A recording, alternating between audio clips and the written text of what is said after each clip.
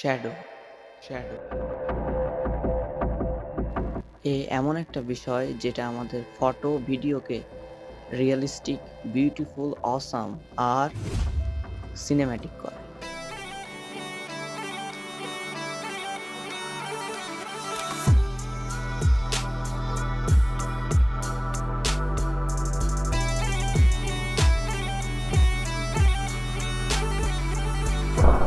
একটা ফটোতে 3টে পার্ট থাকে, একটা মিড টোন, একটা হাইলাইট আর একটা শ্যাডো।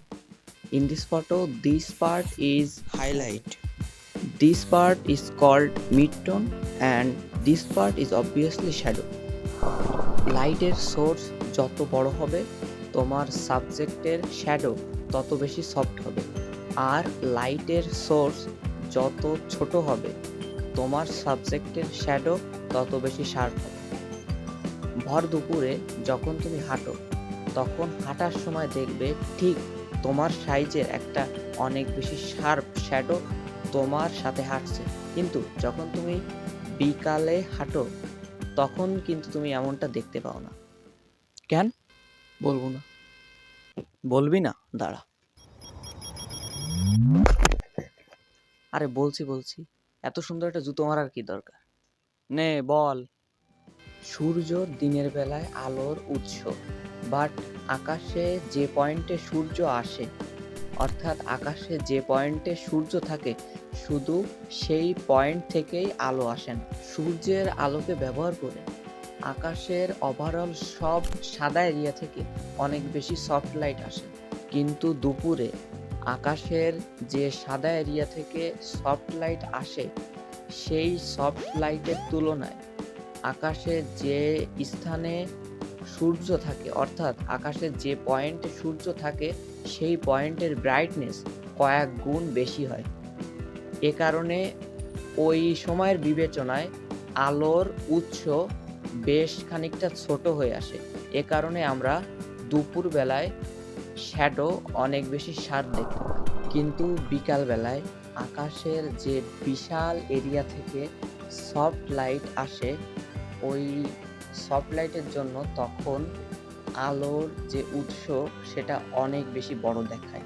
এ কারণে তখন আমরা আমাদের শ্যাডো অনেক বেশি সফট দেখি, বা অনেক ক্ষেত্রে এই শ্যাডো হয় না। আমরা পকেট থেকে ক্যামেরা বা ফোন বের করব, ছবি তুলবো, দেন আপলোড দেবো, তাতে এসব জানার কি দরকার? আছে। ধরো পয়লা বৈশাখে বেশ সেজে গুজে গেলে, কিন্তু পয়লা বৈশাখে ছবি তোলার মতো কোনো ব্যাকগ্রাউন্ড তুমি পাচ্ছ না, তখন কি করবে? তুমি নিশ্চয়ই একটি ছবি তুলবে এবং ছবি তোলার পর তার ব্যাকগ্রাউন্ড চেঞ্জ করবে। এই ছবির ব্যাকগ্রাউন্ড চেঞ্জ করে ছবিকে রিয়েলিস্টিক করতে শ্যাডো কত বড় ভূমিকা পালন করে চলো দেখি। তো আমরা এই ছবিটার ব্যাকগ্রাউন্ড চেঞ্জ করে একটা পহেলা বৈশাখের ব্যানার অ্যাড করব ব্যাকগ্রাউন্ডে। ওকে, আমি এই ছবিতে আগে থেকেই এই পহেলা বৈশাখের ব্যানারটি অ্যাড করেছি। তুমি খেয়াল করলে দেখতে পাবে ব্যানারের ব্রাইটনেস অনেক বেশি, তাই ব্যানারের ব্রাইটনেস কম করব।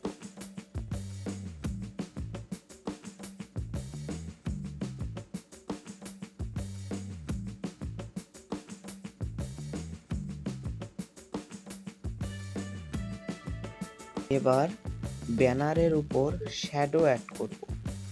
শ্যাডো তুমি দুইভাবে অ্যাড করতে পারো। প্রথমত ওয়েবসাইট থেকে শ্যাডো পিএনজি ডাউনলোড করে, এবং দ্বিতীয় হাত দিয়ে ড্র করে। আমি এখানে ড্র করে দেখাবো। আমি একটা সলিড ব্যাকগ্রাউন্ড ফটো অ্যাড করব, দেন অপাসিটি কম করে ড্র অপশনে যাব।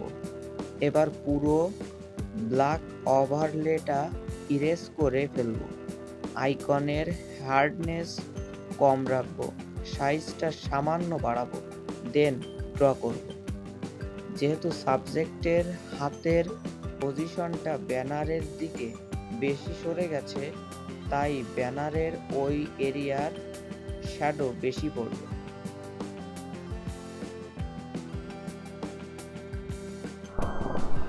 And this is the result.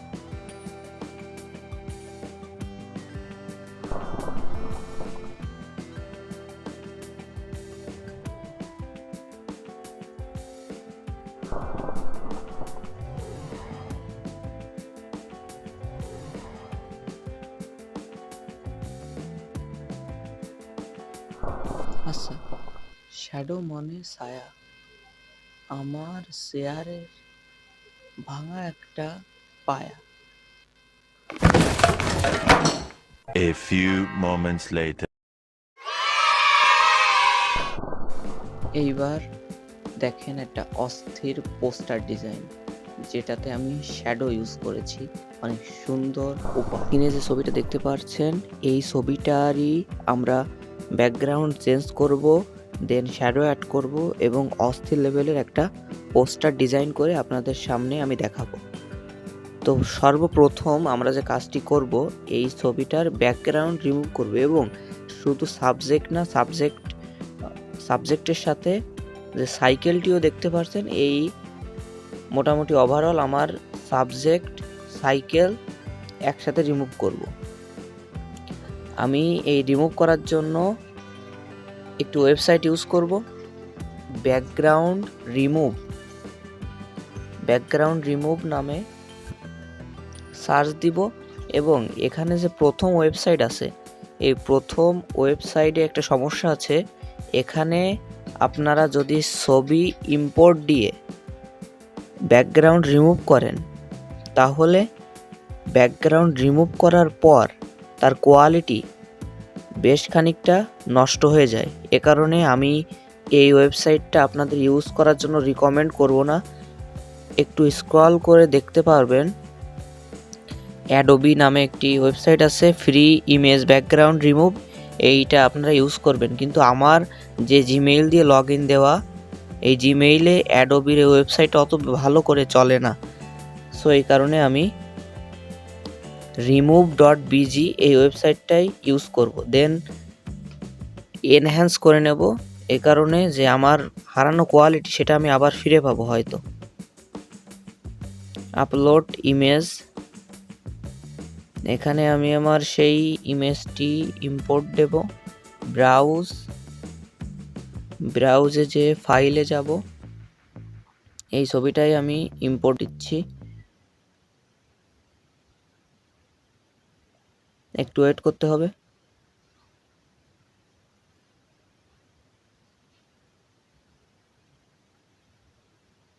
হ্যাঁ, তো ডাউনলোড অপশনে ক্লিক করব। ওকে, ডাউনলোড হয়ে গেছে। এবার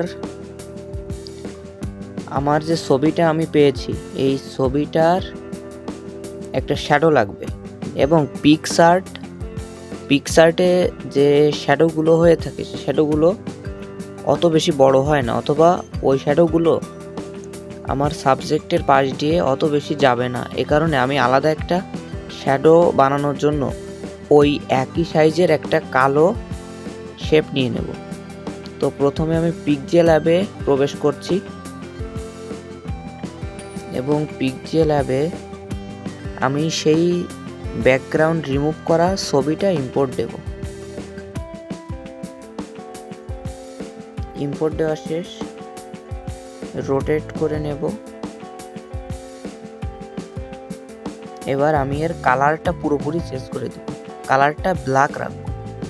ওকে, এবার আমি এটি পিএনজি মোডে নেব। পিএনজি মোডে নেওয়ার জন্য আমি ট্রান্সপারেন্ট অপশনে ক্লিক করব। ওকে, এবার এই ছবিটা আমি ডাউনলোড করে নিই। Save as image, save to gallery.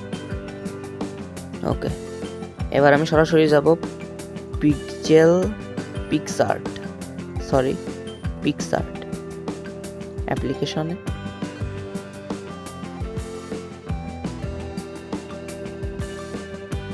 ওকে, প্রবেশ করলাম। এবার সেই ছবিটা ইম্পোর্ট দিব। ছবিটা ইম্পোর্ট দেওয়ার আগে আমি ব্ল্যাঙ্ক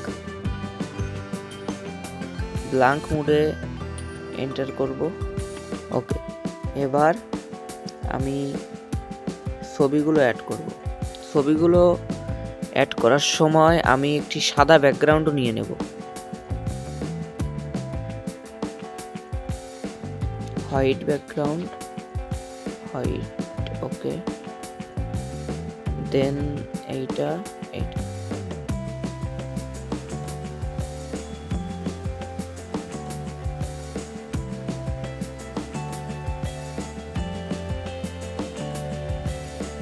এখন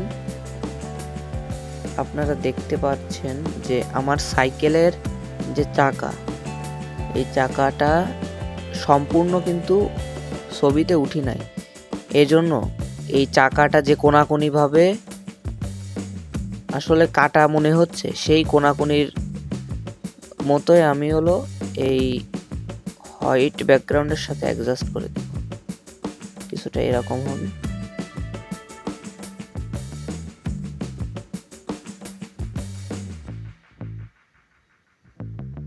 হুম,